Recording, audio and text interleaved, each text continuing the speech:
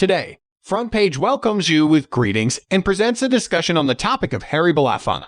Activist and entertainer, dies at 96. Harry Belafonte, the civil rights and entertainment giant who began as a groundbreaking actor and singer and became an activist, humanitarian, and conscience of the world, has died. He was 96. Belafonte died Tuesday of congestive heart failure at his New York home. His wife Pamela by his side, said publicist Ken Sunshine. With his glowing, handsome face and silky husky voice, Belafonte was one of the first black performers to gain a wide following on film and to sell 1 million records as a singer. Many still know him for his signature hit Banana Boat song, Day-O, and its Call of Day-O, Daleo. But he forged a greater legacy once he scaled back his performing career in the 1960s and lived out his hero Paul Robeson's decree that artists are gatekeepers of truth. Belafonte stands as a model and the epitome of the celebrity activist. Few kept up with his time and commitment, and none his stature as a meeting point among Hollywood, Washington, and the civil rights movement.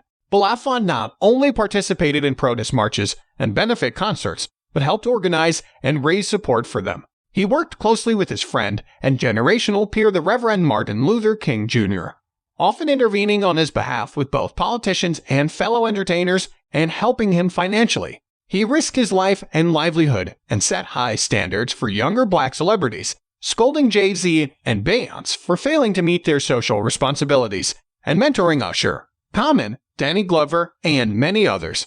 In Spike Lee's 2018 film Black KK Klansman, he was fittingly cast as an elder statesman schooling young activists about the country's past. Belafonte's friend, civil rights leader Andrew Young, would note that Belafonte was a rare person to grow more radical with age. He was ever engaged and unyielding, willing to take on Southern segregationists, Northern liberals, the billionaire Koch brothers, and the country's first black president, Barack Obama, whom Belafonte would remember asking to cut him some slack.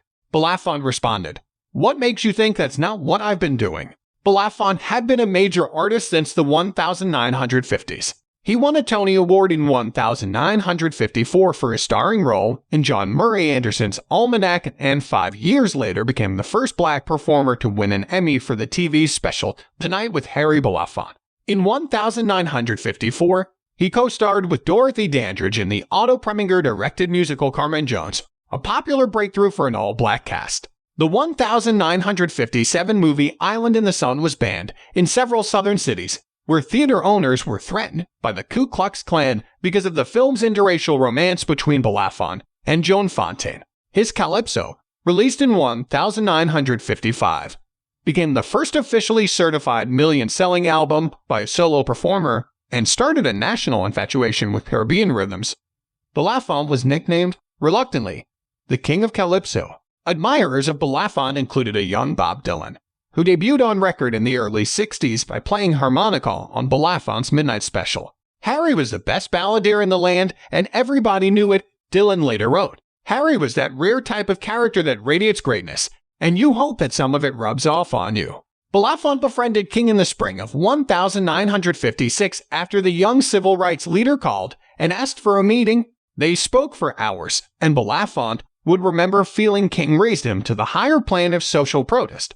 Then at the peak of his singing career, Belafonte was soon producing a benefit concert for the bus boycott in Montgomery, Alabama that helped make King a national figure. By the early 1960s, he had decided to make civil rights his priority. "I was having almost daily talks with Martin," Belafonte wrote in his memoir My Song, published in 2011. "I realized that the movement was more important than anything else. The Kennedys were among the first politicians to seek his opinions, which he willingly shared. John F. Kennedy, at a time when black voters were as likely to support Republicans as they would Democrats, was so anxious for his support that during the 1960 election, he visited Belafonte at his Manhattan home. Belafonte explained King's importance and arranged for King and Kennedy to meet. I was quite taken by the fact that Kennedy knew so little about the black community," Belafonte told NBC in 2013. He knew the headlines of the day, but he wasn't really anywhere nuanced or detailed on the depth of black anguish or what our struggle's really about. Thanks for listening, and subscribe for more latest updates.